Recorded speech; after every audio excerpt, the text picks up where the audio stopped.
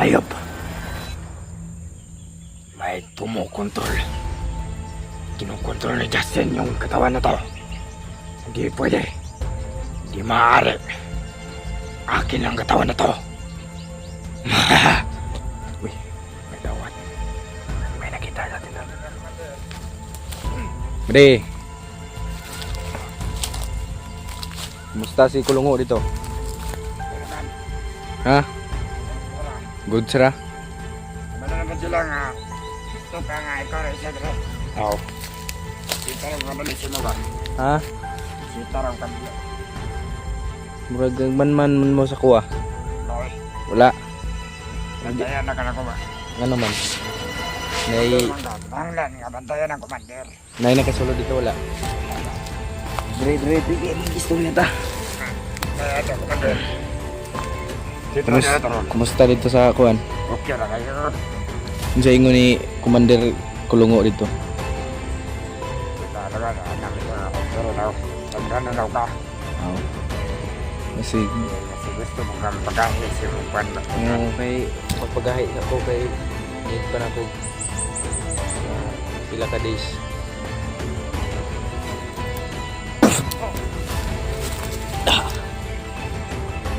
Ayun kayo ha.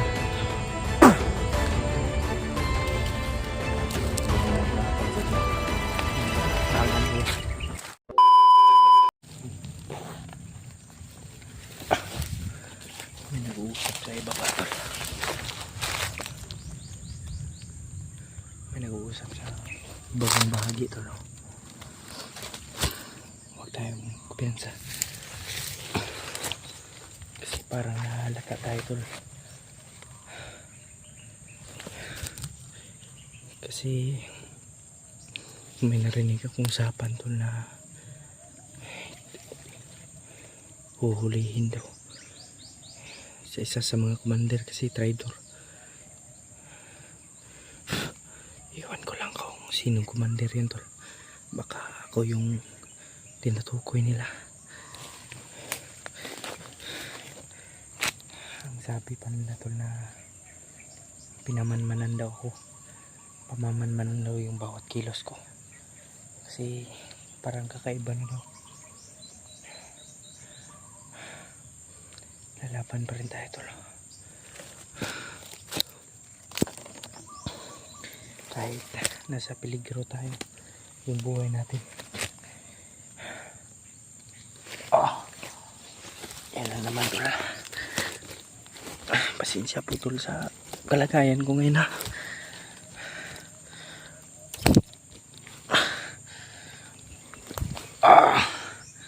Yan na naman. Ito na naman tayo tol.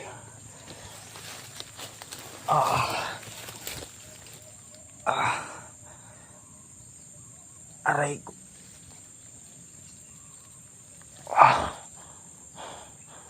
Yes, Lord. Gawain mo po ako, Panginoon. Lord God.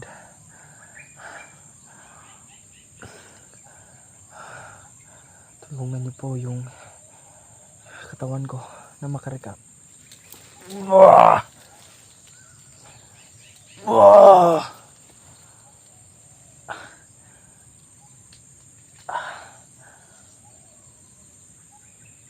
Diyos ko Lord.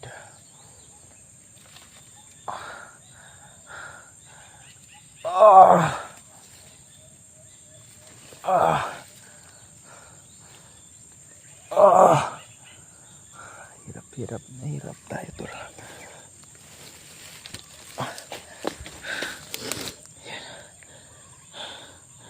Mamatsak pa rin tayo sa paligid tol. Laban tayo tol kahit mahirap. Hindi pwede tayong susuko man lang.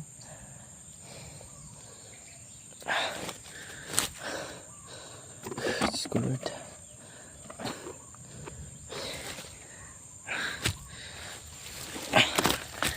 Paghihiganti ko yung ginawa nila sa kapatid ko tol. At lalong lalo na sa paggawa nila sa akin nito. Ipaghihiganti ko sa lahat ng pait na naranasan ko, ipaparanas ko rin sa kanila. Mga hayop na yan. Wala ni isang hininga o anong hininga man yan yung matitira sa kanila. Ipapangako ko yan sa inyo mga tol.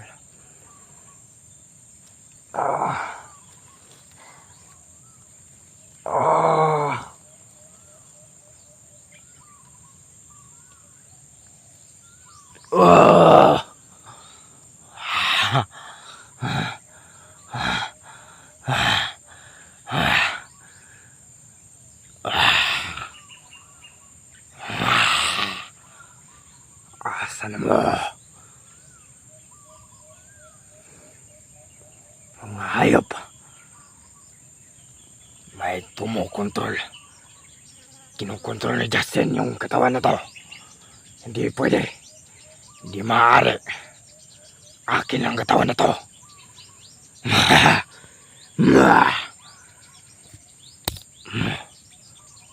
Ako ang pinakamalakas. At wala na makakahigit pa sa lakas ko.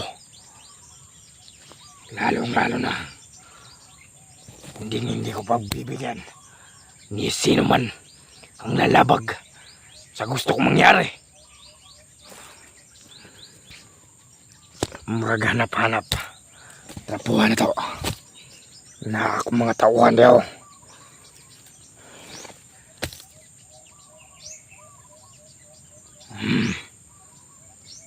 Kinukontrol na Justin. Huwag ka na magbatigas. Akin lang katawan na to. Ibababa kong yung kaluluwa mo. Akin lang tong katawan na to. Walang pwedeng makagaw.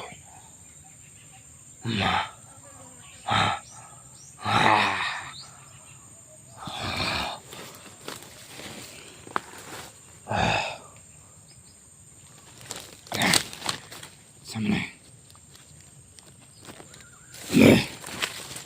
Shit, yung kamera. Matumba. Hayop.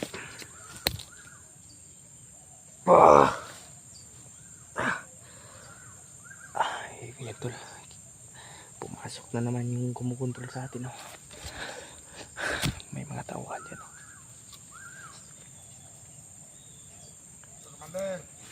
Uy, may tauhan. May nakita sa atin. Bre. Kumusta si Kulungo dito?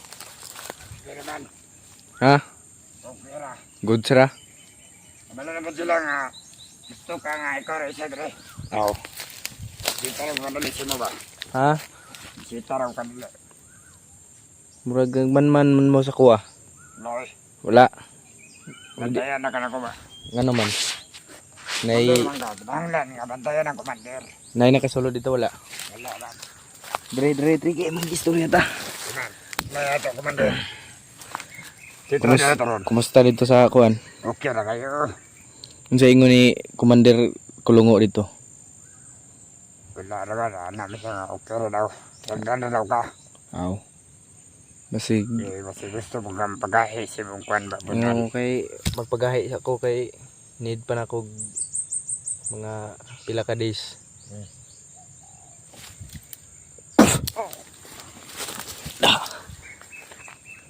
Hayop kayo ha. Yung narapat sa inyo. Mga lapas tangan kayo. Patuloy tayo.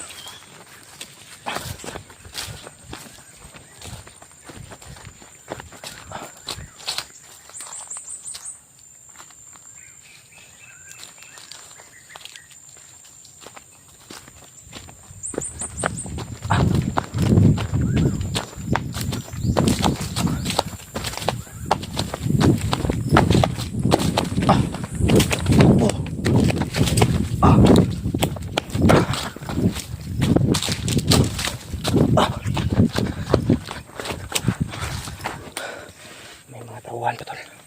Parang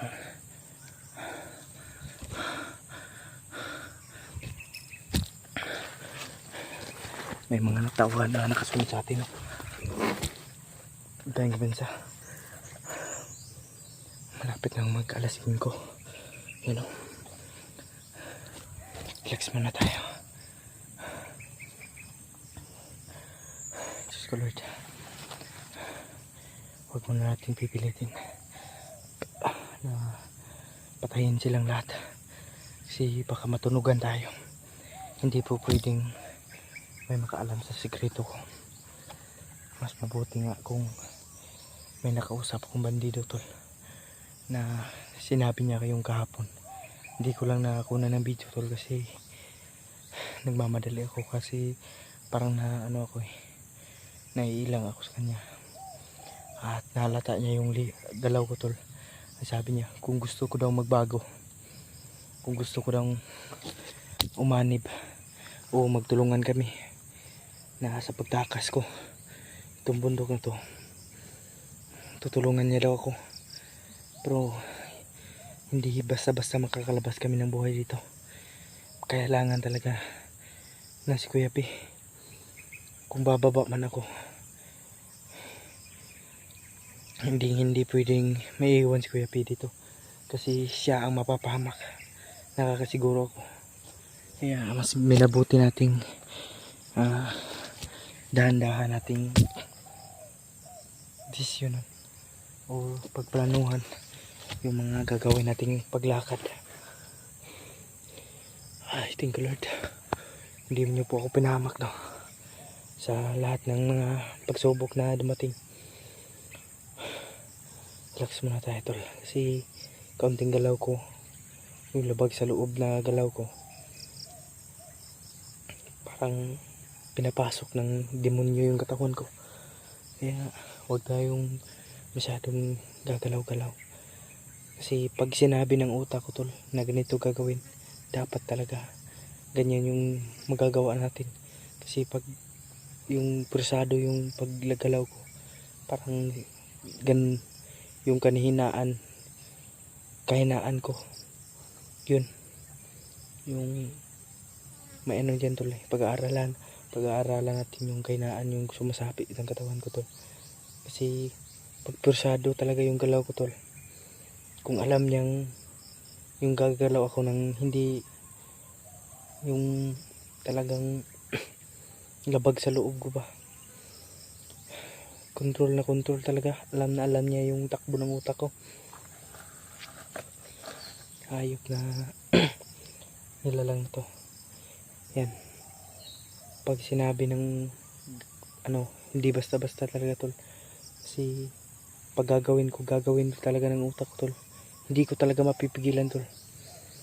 Kaya kailangan extra careful po tayo no sa bawat galaw natin, lalong lalo na pag nakita na natin si Kuya PJ. Hindi muna natin siya palalapitin. Kung magkikita man kami, if ever magkita kami ni Kuya PJ tol, hindi natin siya palalapitin kaagad ng persado. At yung galaw ko persado, kailangan relax lang po yung nerves ko kasi tol. Parang may naka ano na ugat doon, may na ano ng binom ng ano yung ahas. Yan, ang ganda ng langit, ay sarap pagmasdan sa kabila, sa likod ng lahat ng bundok na to. Ang istorya nakakakilabot talaga, hindi basta-basta. Kaya kailangan nating survive kahit ganito man. Ipapangako natin sa Panginoon tol kakayanin natin. Walang bagay na hindi makukuha pag pinagtiyagaan mo lang, pag pinag-aaralan mo lang. Kaya relax lang tayo tol. Wag, alam ko na yung kahinaan na ito para hindi pumasok siya sa katawan natin. Hindi persado yung galaw. At isa pa, wala dapat na pampasakit ng ulo ko. Kasi pag persado at sumasakit yung ulo ko tol, ganyan talaga yung time na papasok siya. Ngayon, alam ko na. Alam ko na talaga. Diyos ko, salamat Lord. Salamat po. Diyos ko Lord, thank you po talaga sa guide. Salamat po at pag unti-unti nating napag-aralan yung kahinaan nitong pumapasok sa katawan natin. Kaya talagang hindi tayo basta-bastang ano man lang, para lang din yan sa atin at para sa ating pamilya nag-aantay kay Lola, kay Dudong, kay Pawix, lalong-lalo na kay Kuya PJ tol. Maraming salamat po talaga sa inyong pagsubaybay. Hindi ganito lahat tol. Hindi, alam kong hindi kasakit yung idudulot ng lahat ng to. Alam kong meron pa. Ay, thank you Lord. Lagi po tayo nagpapasalamat sa itaas tol, sa walang sawang pag ano niya, pag guide niya sa atin. Thank you. Thank you Jesus.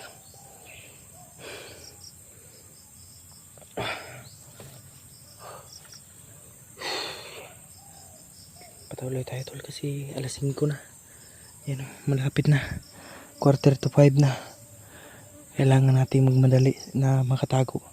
Kasi alam ko hindi lang galaw yung binabasa nila sa akin, pati na rin yung pananalita. Kaya kinakausap-usap nila ako, kaya mas pinili kong magtago muna. Alam ko makukontrol ko to. Itong binigay na hypnotize nila, babalik at babalik to sa kanila tol. Titignan natin yan.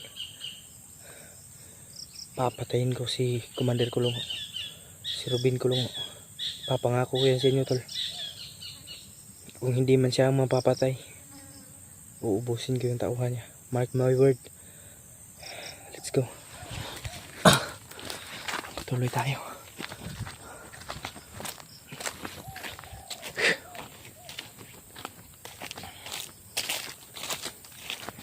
Yan.